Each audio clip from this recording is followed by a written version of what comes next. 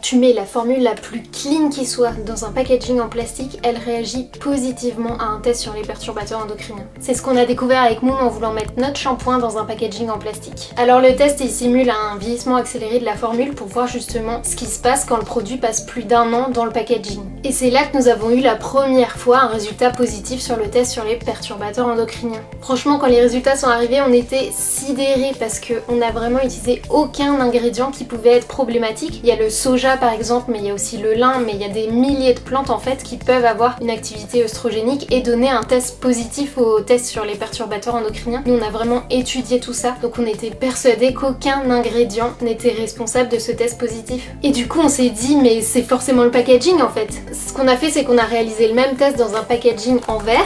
Et cette fois-ci, il est arrivé négatif. Qu'est-ce que ça veut dire? Ça veut dire que globalement, tu peux avoir le cosmétique le plus sain du monde. Si tu choisis un packaging en plastique, il y a des chances que ton produit il soit positif au test sur les perturbateurs endocriniens. Et c'est vraiment pas nouveau parce que ça date de 1989, j'en avais déjà parlé, mais Anna Soto et Carlos Sonnenschein travaillaient dans un laboratoire et ils se sont rendus compte que leur tube à essai en plastique faisait proliférer des cellules cancéreuses. Ça fait vraiment 36 ans qu'on sait que justement les packagings en plastique ils peuvent interférer avec une formule et pourtant on continue à en mettre à toutes les sauces quoi, alors qu'il y a des solutions plus durables qui existent.